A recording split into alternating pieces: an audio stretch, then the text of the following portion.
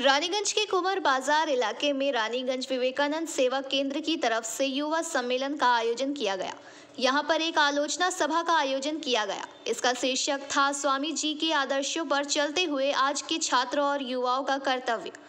इस मौके पर यहां बोलपुर के रामकृष्ण मठ के अध्यक्ष स्वामी भूदेवानंद जी महाराज सभा के सभापति के रूप में उपस्थित थे। इस दौरान स्वामी जी के आदर्श की वाणी लिखी किताबें बांटी गई।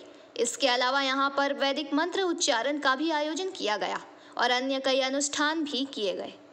कम्बल दिए আমরা ভগবানের ফুল বেল পাতা দিয়ে পূজা করতে পারি, কিন্তু ভগবানকে কম্বল দিয়েও পূজা করা যায়। ওই যে শীতার্ত মানুষটি, তার ভেতর যে ঈশ্বর আছে, প্রতিটি মানুষের মধ্যেই সে এক ঈশ্বর আছে, এই দর্শনটি স্পষ্ট করে দিচ্ছেন স্বামীজি আমাদের সামনে। তুমি ভুল করছো, তুমি যাকে মানুষ ভাবছো সে মানুষ নয়, সে ঈশ্বর। এইটি হচ্ছে আমাদের গৃহী জীবন বলুন, সন্ন্যাসী জীবন বলুন, আমরা সাধারণভাবে গৃহী জীবনের কথা ভাবছি, যে আমরা ঠিক এই ফিলসফিটা নিয়ে যদি আমাদের জীবনটি কাটাতে পারি, জীবন যাপন করতে পারি, তখন একটি মানুষকে তার উপর আমার রাগ বা হিংসাটা কমে যাবে, তার উপর যে তার সঙ্গে শত্রুতা আছে সেটা চলে যাবে। যখন ভাববো কার সঙ্গে শত্রুতা করছি, তার ভেতরে তো তিনি আছে, আমার ভেতর যিনি আছে, তখন তাকে ভালোবাসা। এই যুব সম্মেলন থেকে কি বিষয়টা আপনারা জানতে পারলেন, কি বার্তাটা দেওয়া হলো যদি একটু আমাদের বলেন।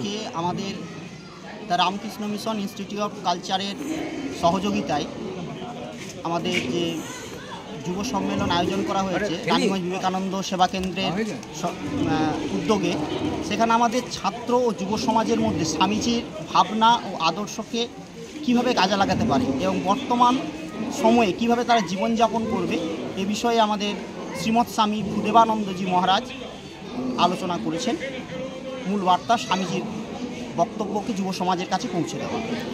বর্তমান যে সময়, যে ছাত্রছাত্রীরা তাদের পড়াশোনা মধ্যে কিভাবে একাগ্রতা স্থাপন করবে এবং আমাদের এই সময় কিভাবে তারা নিজেদের জীবনযাপন করবেন এবং স্বামীজি কতটা প্রয়োজন বর্তমান যুব সমাজের কাছে, সেই বিষয়ে আমাদের আলোকপাত করেছেন মহারাজজি। বিভিন্ন উদাহরণ তুলে ধরেছেন যে বর্তমান সময়ে আমাদের মোবাইল কিভাবে আমাদের পড়াশোনার কাজে লাগতে পারে এবং যেভাবে যুব সমাজ মোবাইলের প্রতি আজকে এডিক্টেড হয়ে যাচ্ছে, কিভাবে সেটাকে আমরা আমাদের পড়াশোনার কাজে লাগাতে পারি, কিভাবে তার মধ্যে আমরা ইনফরমেশন সংগ্রহ করতে পারি। এভাবে এই যে জিনিসগুলো, এভাবে তিনি বিভিন্ন উদাহরণ স্বামীজির জীবনের বিভিন্ন গল্প যুব আমাদের সামনে তুলে ধরেছেন। দেখেছি মোবাইল পরিত্যাগ করতে বলে, মোবাইল ছেড়ে দিতে বলে, তো উনি আমাদের যেটা বলেছেন যে